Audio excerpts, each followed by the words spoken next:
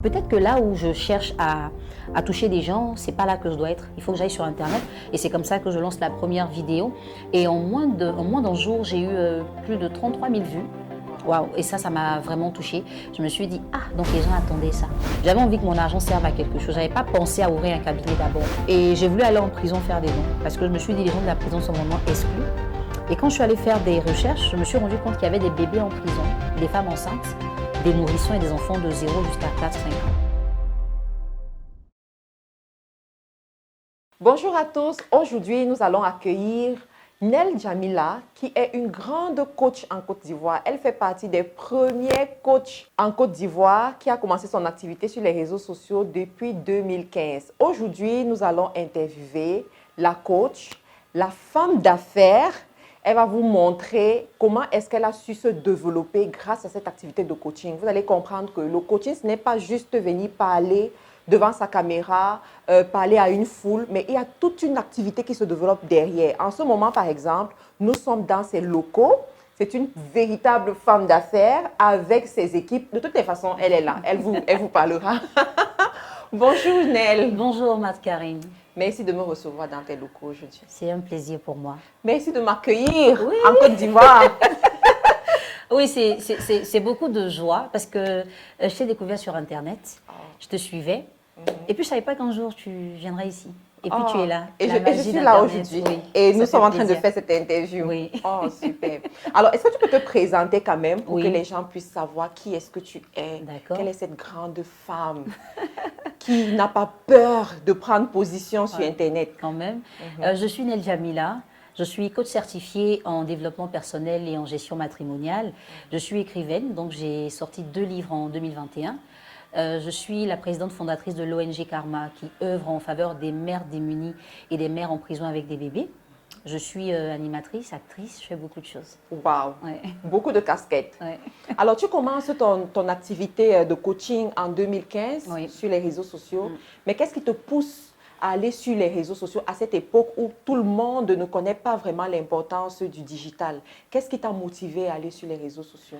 Alors, en 2015, c'était une période assez soft pour moi parce que je sortais de la maternité et je n'étais pas très occupée.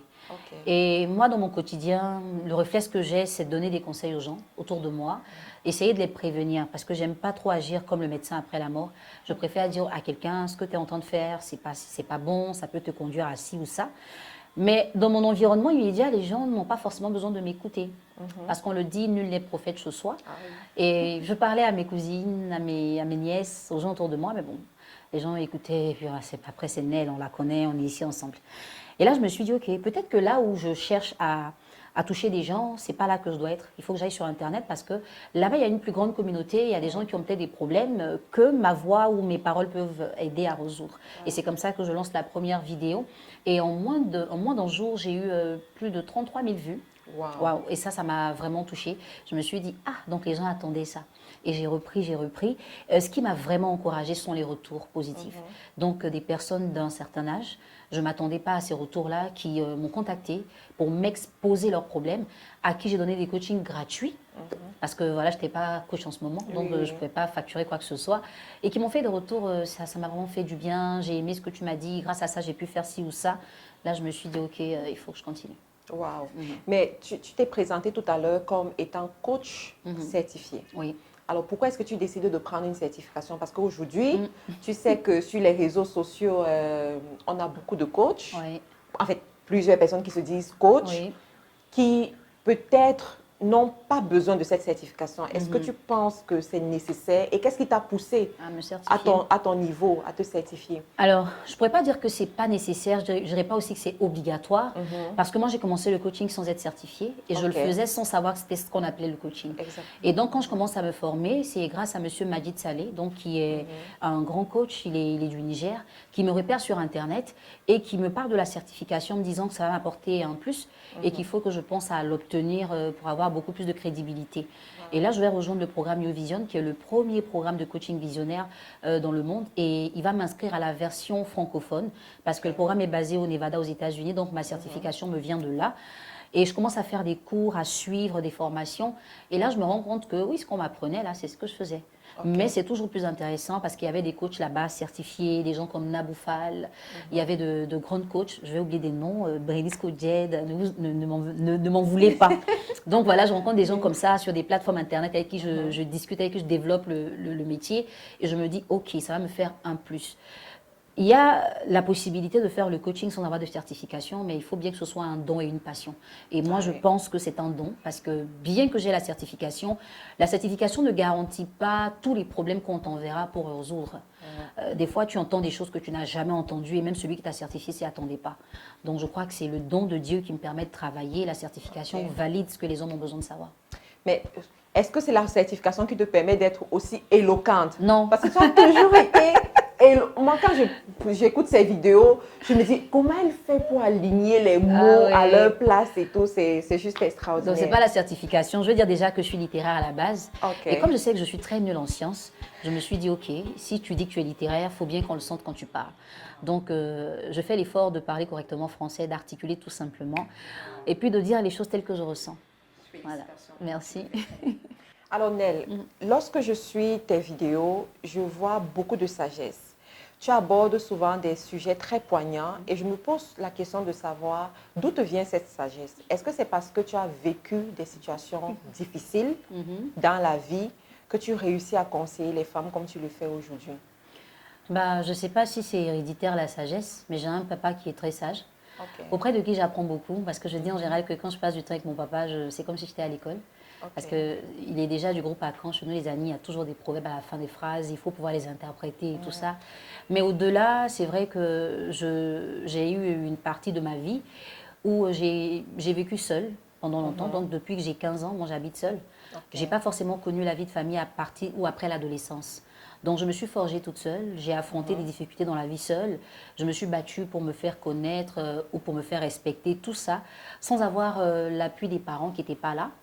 Donc, cette expérience que j'ai vécue à l'époque, je la trouvais difficile parce que quand j'allais à l'école... On veut en savoir plus. D'accord. Quoi exactement?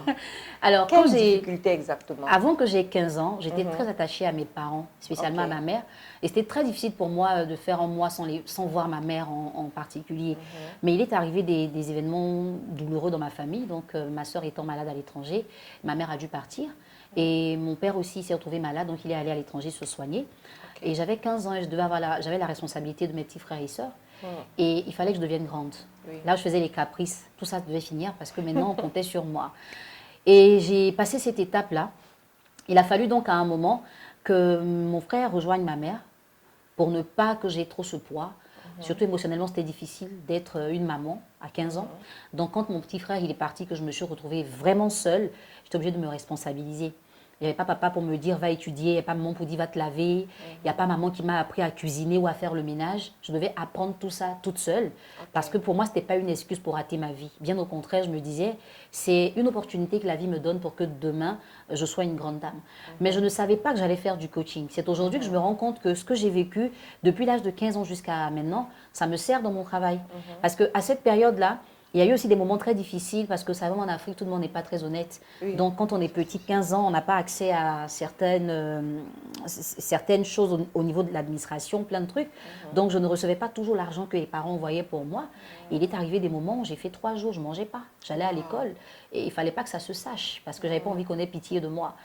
Et quand tu sors de là, il y a des gens qui voient ta situation. On m'a coupé l'eau, on m'a coupé l'électricité. Le propriétaire de la maison que j'habitais a enlevé le portail, les portes de maison. Donc, quand j'allais à l'école, la maison était ouverte. Mais je devais aller à l'école avec le sourire, travailler, avoir la moyenne. Et il y a des hommes dans le quartier qui me trouvaient trop jolie pour que je souffre. Et là, ça te force, ça te permet de savoir un peu où est-ce que tu dois partir. Surtout quand tu te rappelles l'éducation que tu as reçue. Tu n'as pas envie que les parents viennent et qu'ils découvrent des choses pas bien. Surtout qu'on m'avait prédit un avenir, celle-là va faire des enfants ici. À 15 ans, elle est seule, ses parents ne sont pas là. Elle va faire des enfants, on ne saura pas qui sera leur père. Dieu merci. J'ai connu la maternité dans le mariage, par grâce de Dieu. Donc voilà, c'est un peu ça qui m'aide aujourd'hui dans mon travail. Et aujourd'hui, tu es une femme d'affaires. Oui. Tu as commencé avec le coaching. Explique-nous comment est-ce que tu as réussi à te déployer aujourd'hui au point d'avoir ton centre, d'avoir toute ton équipe qui travaille avec toi. Alors au départ, quand je faisais le coaching, je le faisais gratuitement, comme je l'ai dit, je n'avais pas de notoriété et je savais que les Africains n'étaient pas vraiment apprêtés à ce concept-là. Donc je faisais les coachings gratuits et je me disais que les gens que j'allais coacher gratuitement allaient être le relais de ce que je fais. Ils allaient me ramener des gens qui allaient payer. Et donc quand les gens ont commencé à payer, j'étais chez moi. Donc j'avais mon bureau à la maison, je me levais le matin, soit j'allais enregistrer mes émissions de télé, quand je ne travaillais pas, j'étais à la maison. Et puis, il est arrivé des moments où les gens me disaient, je veux te rencontrer, je ne veux pas le faire en ligne, je veux te voir pour parler. Donc, au départ, j'allais dans des restos. Je donnais rendez-vous dans des restos. Mais à un moment, ça a commencé à me déranger. Parce qu'il faut s'assurer qu'à ce moment-là, il n'y ait pas de clients qui gênent. Il faut aussi beaucoup de discrétion. Parce que quand on fait du coaching, c'est d'abord la première chose, on ne divulgue pas ce qu'on nous dit. Il ne faut pas aussi qu'on sache qu'une personne est venue me voir parce qu'elle a un problème. Et il y a une dame avec qui j'ai fait un coaching qui m'a dit un jour, pourquoi tu ne penses pas à faire ton cabinet? J'avoue que c'est elle qui m'a vraiment fixé l'idée. Oui. Et puis je dis ouais, mais je l'ai dit juste comme ça. Et après, je me suis dit ok, pourquoi pas. Mais finalement, quand il y a eu le Covid, on était confinés, on n'avait rien à faire. Et je me suis dit, le Covid va me permettre de faire des économies parce que voilà, je vais plus sortir, je vais plus me balader. Je veux essayer de relever un défi. Tout ce que je ferai comme coaching pendant la période du Covid jusqu'à ce que ça s'arrête. Parce que je me suis dit, le Covid ne va pas finir maintenant, étant donné qu'on a commencé à harmoniser nos tenues avec le cache-nez. Donc, je me suis dit, là, c'est qu'on a accepté la maladie, elle sera avec nous. Donc, il faut qu'on s'adapte maintenant. Je dis, OK, tout ce que je ferai comme coaching pendant cette période-là, à un certain moment, je risque que ça fait, je vais ouvrir mon cabinet. Et donc, dès que je faisais un coaching, il faut avouer aussi que je faisais coaching toute la journée et même dans la soirée parce que je n'avais rien à faire, je m'ennuyais. Et j'ai fait pendant, j'ai commencé en mars, parce que c'est ici en Côte d'Ivoire, c'est en mars vraiment qu'on a eu l'alerte du Covid. Et c'est en juin que j'ai ouvert mon cabinet. Donc de mars à juin, tout ce que j'ai fait comme coaching, je l'ai consacré à l'ouverture de mon cabinet. Ça t'a pris un investissement de combien à peu près? Plus de 4 millions quand même. Parce que quand je faisais l'inventaire, enfin, je ne sais pas si ça s'appelle l'inventaire, quand je faisais le devis pour m'installer, je me disais qu'il fallait que je paye le local sur quelques mois, il fallait que je prévoie l'argent des factures sur quelques mois. Au départ, je n'avais pas d'assistant, je travaillais seule. J'étais à 4 millions, peut-être 300. Mais quand j'ai commencé à vraiment poser les actions, je me suis rendu compte que tout ce que j'avais prévu, il y avait des déphasages. Je pense que vous savez, dans le business, il y a des surprises désagréables des fois. Ce n'est jamais ce qu'on a prévu. Oui, il y a toujours des choses comme ça. Mais le principe pour moi, ce n'était pas d'utiliser de l'argent qui ne venait pas du coaching. Parce que j'avais envie de pouvoir dire aux femmes que si on fait un métier et qu'on y accorde de l'intérêt, on peut en vivre. On ne va pas avoir une vie exagérée, on ne va pas faire des choses démesurées, mais on peut partir de rien. Je dis vraiment rien, parce que quand je commençais le coaching, j'avais que ma voix et ma tête. Je n'avais pas d'autre chose. Et ton téléphone? Oui, et mon téléphone. Aujourd'hui, j'ai un cabinet, j'ai des employés, j'ai d'autres activités que j'ai développées grâce au coaching. Donc, c'est possible. Alors, je veux qu'on parle un peu de comment est-ce que tu gères ton équipe. Parce que je sais que l'équipe, c'est souvent très délicat. On a des personnes qui viennent, des personnes qui partent, des personnes loyales, des personnes déloyales. Comment est-ce que tu gères ça, sachant que les coachs ont ce problème où dans leurs équipes, ils ont souvent des personnes qui veulent faire comme eux. Voilà. Comment est-ce que tu gères ça? Bon, déjà, je veux dire que tout ce que je fais, je le confie à Dieu. Et avant de recruter, je demande à Dieu de m'emmener la personne qu'il me faut. Donc, je veux dire que ce n'est pas moi qui fais le travail, c'est Dieu qui fait le travail. Mais après, quand je choisis, j'essaie de ne pas m'attarder sur les limites des gens, mais j'essaie de me connecter à ce qu'ils ont comme volonté. Parce que même moi, je n'ai pas eu besoin de diplôme pour coacher. Donc, je ne peux pas exiger un diplôme à quelqu'un qui travaille avec moi. Je me dis, si tu n'as pas de diplôme, que tu as la volonté et que tu es respectueux, tu peux atteindre les sommets les plus inespérés. Donc, c'est sur cette base. C'est pas peut-être très professionnel, mais moi, ça me réussit bien et je garde cette façon de faire là. Et avec mes équipes, j'essaie de créer une ambiance assez soft. Avant de devenir aujourd'hui chef d'entreprise, à la maison, on avait des filles de maison qui travaillaient pour nous. Et j'ai pas vu mes parents mettre la différence entre les filles de maison et nous. Au point où on ne savait pas qui travaillait ici, qui vivait là. Mes parents sont des chefs d'entreprise, je vois comment ils gèrent leurs employés. Mon père, il arrive toujours le premier à son service, bien qu'il soit le patron. Ma mère, je la voyais toujours payer ses employés avant de se payer. Donc, j'ai commencé à copier sur eux pour me dire, ils l'ont fait pendant longtemps, ça leur a réussi. Et quand on voyait les employés, on n'avait pas l'impression qu'ils étaient employés. Donc, je me suis dit, ça, il faut que je le fasse. Parce que si une personne est bien traitée, si elle est à l'aise, même si elle a de mauvaises intentions, Dieu va l'écarter. Et Dieu va te permettre d'avoir la bonne personne. Donc, voilà, vraiment, c'est sur ça que je me base. Et jusque-là, ça va, parce que mon assistante, je l'ai depuis le début. J'ai ouvert en juin, je l'ai recrutée fin juillet, elle a commencé en août. Et depuis, on est ensemble jusqu'à maintenant. Et les autres aussi, celles qui sont là, enfin, qui étaient là, parce qu'il y a une qui a eu la chance de venir ici et d'avoir un poste dans une entreprise comme elle voulait. Et on a aussi les services de livraison. Ça se passe bien, par la grâce de Dieu. Ça se passe très bien, super. Alors, tu as écrit des livres aussi. Oui. Alors, dis-nous, en tant qu'auteur, qu'est-ce qui t'a motivé à mettre tes connaissances dans un livre? J'ai compris que beaucoup de personnes n'allaient pas forcément accepter de m'avoir comme coach parce que les gens ont le complexe de venir voir un coach déjà. Et surtout, le thème crée beaucoup de problèmes. Hein. Les gens ils disent tout le temps, aujourd'hui, tout le monde est coach. Et pourtant, être coach, c'est rien de spécial. C'est avoir une connaissance dans un domaine particulier et puis partager avec les autres et les aider à atteindre un niveau qu'on a ou qu'on espère aussi. Donc, je me suis dit, est-ce qu'il faut que je garde pour moi ce que j'ai? Tant que quelqu'un n'est pas venu en coaching, est-ce que la personne n'est pas libre de bénéficier de ce que je sais? Je dis, ok, je vais écrire des livres. Parce qu'un jour, il arrivera où je ne pourrai plus parler. Je serai morte, forcément. Je vais mourir. Et si je meurs, il y aura mes livres. Donc, j'ai pensé à ça. Je dis, ok, je vais immortaliser. Et j'ai eu l'inspiration. J'ai écrit le premier livre. Après, je dis, je fais le deuxième. Là, le troisième est en préparation. Et ça va continuer. Parce qu'il y a beaucoup à dire. Il y a vraiment à dire. Ça, c'est sûr. Alors, je voudrais aussi qu'on aborde l'aspect des réseaux sociaux. Oui. Tu es très présente sur les réseaux sociaux. Ouais. Et des fois, tu es au centre des buzz et aussi des bad buzz. Oui. Alors, dis-nous, comment est-ce que tu gères les buzz? Est-ce que ça t'affecte? Est-ce que ça t'a souvent amené à te remettre en question, à te dire, est-ce que je dois arrêter? Moi, je dirais que j'accorde pas grand intérêt.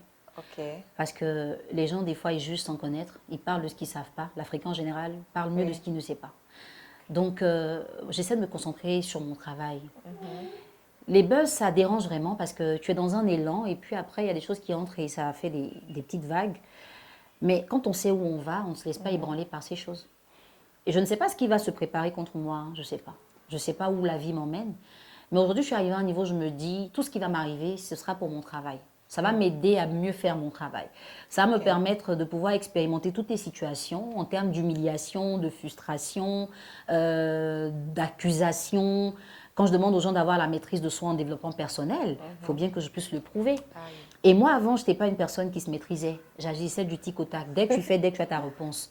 Mais avec le coaching, en le faisant sur les autres, ça m'a aidé à travailler ma propre personne. Et je me dis que tout ce qui va m'arriver, ça va être pour mon travail. Quoique, il serait bien que les gens arrêtent de parler de ce qu'ils ne savent pas. Parce que des fois, tu entends des choses et tu te demandes, c'est de moi qu'on parle. Heureusement, j'ai ma famille qui est là. Et les gens qui me connaissent vraiment, ils savent de quoi je suis capable ou pas. Voilà. Donc après, on peut avoir des trucs qui se disent sur des groupes, sur des pages, mais bah, on travaille. Quand on travaille, des fois, on ne sait même pas. C'est quand on a fini de dire qu'on vient te dire, ah, on avait dit ça. Voilà, et puis c'est tout. Alors, coach Nell, est-ce que toi-même, tu as un coach qui te suit? Je ne peux pas dire que j'ai un coach qui me suit. Moi, j'ai un mentor. C'est Isaac Mekassa qui m'a vraiment permis de me développer dans le coaching. Parce que le premier jour, j'ai pris contact avec lui par Facebook sur sa page. Il a été très réceptif. Et ça m'a donné le courage. Et par la suite, il suivait un peu ce que je faisais. Il n'arrêtait pas de me donner des conseils. Reste comme ci, fais comme ça. C'est lui-même qui m'a dit, écoute, tu as le don, c'est vrai, mais pense à l'expertise. Parce que le don, ça ne fait pas vivre vraiment. Donc, si tu deviens expert dans ton domaine, ça va t'aider. Et c'est tout ça qui a fait que je suis allée à la certification. La preuve, je lui ai dédié la première conférence que j'ai organisée. Je lui ai fait une dédicace dans mon premier livre et tout ça. Mais je ne peux pas dire que j'ai un coach vraiment, mais la vie me coach en général. Parce que même quand je reçois quelqu'un en coaching, l'histoire de la personne me coach. Il y a des choses qu'on ne vit pas et on se dit peut-être que je ne vais jamais vivre ça. Jusqu'à ce que tu entendes quelqu'un qui te dit ce qu'il vit. Et j'essaie toujours de tirer profit des séances de coaching que je fais. Des fois, on me demande, est-ce que tout ce que j'entends au cours de la journée, ça n'agit pas négativement sur moi? Mais non, je prends le positif et je relâche le négatif. Après, je passe beaucoup de temps avec ma famille. Comme j'ai dit, mon père, c'est quelqu'un qui m'apprend beaucoup. Ma mère aussi, mon entourage, enfin, tout le monde me coach, peut-être sans savoir, mais je profite de tout le monde. Ça veut dire que tu es très humble. Bon, peut-être, on va dire ça. Accepter que les autres t'enseignent, même sans le savoir. Oui, en tout cas, j'essaie. Parce que je me dis, dans la vie, on ne sait pas tout. Et quand on a envie de s'améliorer, on est obligé de tâter tous les terrains. Et puis de ne pas se limiter à ce qu'on sait. Il faut aller plus loin que ce qu'on sait. Super. Alors, en dehors de cet investissement que tu as fait dans le cadre de ton activité de coaching, est-ce que tu as d'autres investissements que tu as fait? Oui. Avant d'être coach, je faisais déjà du commerce. Donc, j'ai commencé, enfin, c'est vrai que je travaillais, je faisais la télé, la radio, je faisais mes animations, mais je faisais du commerce. Donc, j'ai commencé par commercialiser des gélules amincissantes. Et ça, c'est le premier témoignage de mon démarrage dans l'entrepreneuriat. J'ai utilisé l'argent de la facture parce que je voulais juste voir. J'entendais les gens parler d'entrepreneuriat, je me disais, ça, c'est quoi ce truc? Et puis un jour, j'ai vu quelqu'un dire, on peut commencer de zéro pour devenir un héros. La phrase m'a fait rire. J'ai dit, OK. On a envoyé la facture. Je dois aller payer la facture. Je vais prendre l'argent pour faire le commerce. Je vais voir. Si je ne rembourse pas, la personne qui a dit ça a affaire à moi. Et quand j'ai utilisé les 50 000, j'ai commencé mon commerce. À la mi-journée, mon stock était épuisé et j'avais une commande qui m'a fait demander 3 fois le stock que j'avais pris le même jour. Et j'ai commencé comme ça, je l'ai fait pendant des années. À côté de tout ce que je faisais, je continuais mon commerce. Aujourd'hui, je continue de faire le même commerce de gélules amincissantes. Au-delà de ça, j'ai mes livres, donc j'ai ma maison d'édition qui me permet aussi de gagner de l'argent. J'ai un service de livraison désormais. Oui, parce que à force de faire du commerce et d'appeler tout le temps des livreurs, je me suis dit, bon, pourquoi ne pas avoir ton propre service. Mon propre service de livraison. Et en plus de ça, j'ai des partenariats rémunérés avec des marques pour qui je commercialise des articles, pour qui je fais la promotion d'articles et je suis payée pour ça. Et pour ce que je vends, j'ai des pourcentages sur tous les articles que je vends.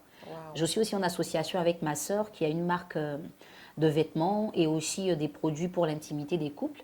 Donc, on travaille un peu en famille, c'est-à-dire moi, j'utilise mon coaching pour amener des gens à l'essentiel de la sexualité. Et quand elles doivent acheter, elles achètent les produits de ma sœur. Ah, ça, donc voilà. Très bien. Alors, tout à l'heure, tu nous as parlé d'une association que tu as fondée. Est-ce que tu peux nous en dire davantage? Oui, c'est l'ONG Karma. Donc, Karma qui signifie Conseil, Assistance et Revalorisation matrimoniale. J'ai créé l'ONG en 2018.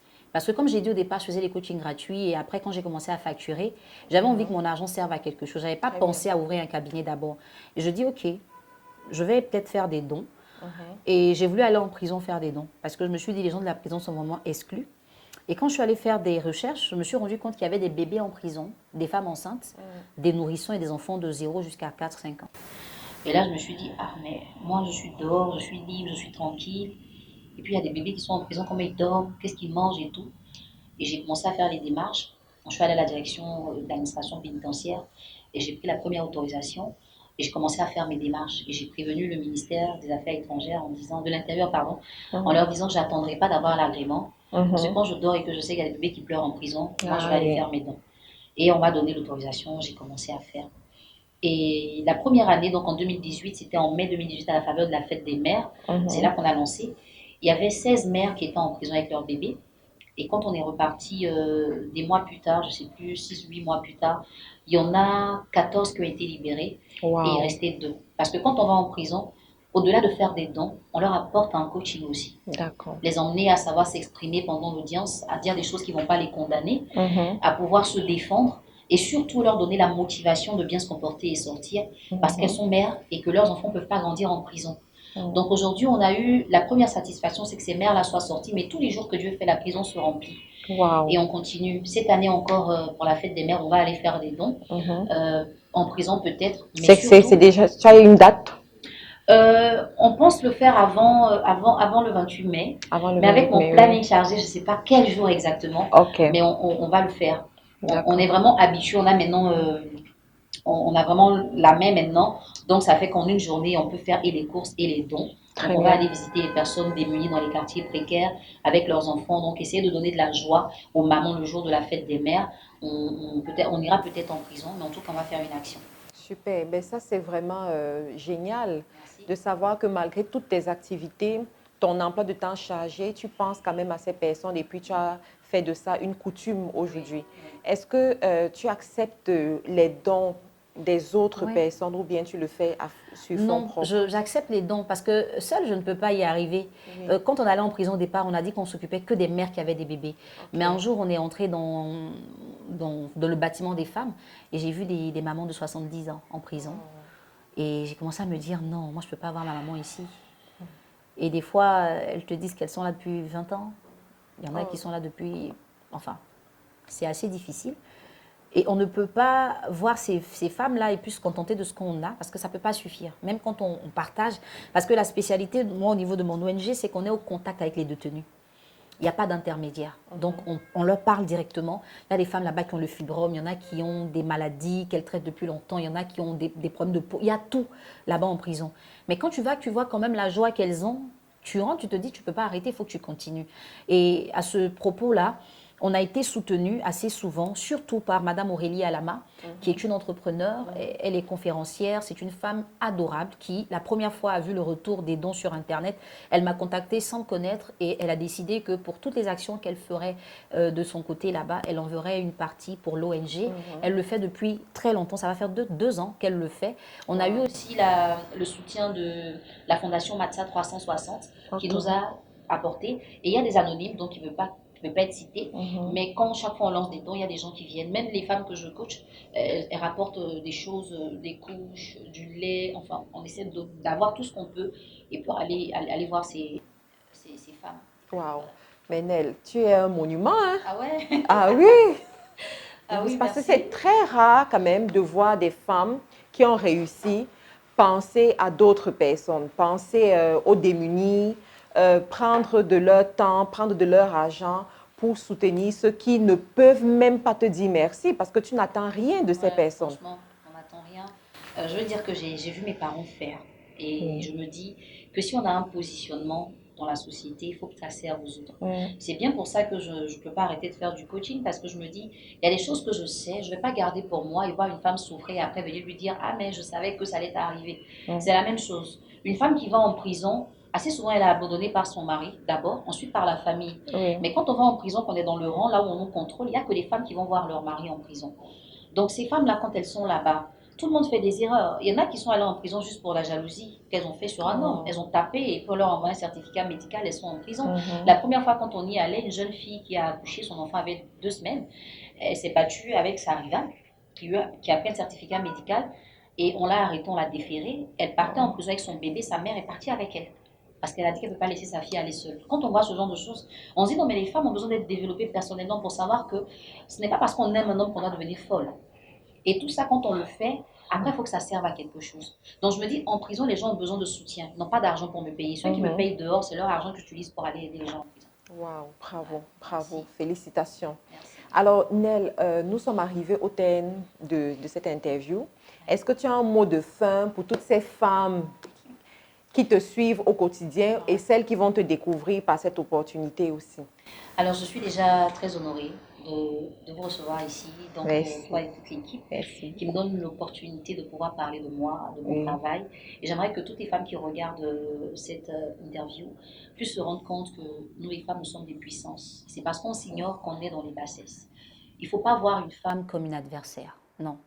C'est une personne qui peut t'apporter ce que tu n'as pas. Il ne faut pas juger les gens parce que vous ne les connaissez pas. Parce que les mêmes accusations que vous portez aux autres, vous n'aimeriez pas qu'on les porte aux gens autour de vous. Il ne faut pas fragiliser une femme qui est en train de travailler. Quand une femme décide de faire quelque chose de bien, si vous n'avez rien pour la soutenir, ne l'écrasez pas. Parce que tout le monde n'a pas le moral qu'il faut pour tenir face à des ragots juste pour jouer les intéressants. Il ne faut pas briser l'élan. Parce que si nous, les femmes, on sait être solidaires, on pourra faire des choses extraordinaires. Je l'ai dit dans mon livre, le pouvoir de la femme est tellement grand que si la femme en prenait conscience, on ne serait pas là où on est. Donc, on doit se mettre ensemble, on doit travailler ensemble, on doit s'aimer pour impacter le monde. Et à toutes ces femmes qui font de la motivation, même à toi, Marc-Karine, parce que en suivant tes vidéos, je me dis, waouh, il y a beaucoup de bonnes idées comme ça qu'on peut essayer de matérialiser. Je veux que Dieu vous donne la force, parce que je sais que c'est pas facile. Les gens ne comprennent pas des fois qu'on s'oublie pour essayer de résoudre des problèmes des autres. Et les gens ne se demandent pas comment est-ce qu'on se sent quand on est attaqué, quand on est embêté dans notre travail. Mais il faut regarder là où vous allez. Il peut y avoir des coups bas, il peut y avoir des coups durs. Mais le plus important, dites-vous dans 10 ans, je dois laisser quelque chose. Si les gens qui aujourd'hui ont la position que vous enviez avaient laissé tomber, aujourd'hui vous ne les connaîtrez pas. Donc pour moi, c'est beaucoup d'honneur de parler aux femmes. Je les aime, je les appelle mes étoiles parce que pour moi, l'étoile a 5 dimensions, la femme a 5 dimensions. Et toutes les femmes sont des étoiles, elles méritent de briller, elles ne doivent pas pleurer. Oh, super. Bravo, bravo, bravo. Merci. Vous pouvez la suivre pour ceux qui ne la connaissent pas, qui la découvrent. Elle est sur Facebook, sur YouTube, sur Instagram et aussi sur TikTok. Oui, sur TikTok. Là-bas, on délire un peu, mais ça compte. Voilà. Donc, vous pouvez la suivre. Merci encore, Nel. Merci. Merci, je suis très honorée.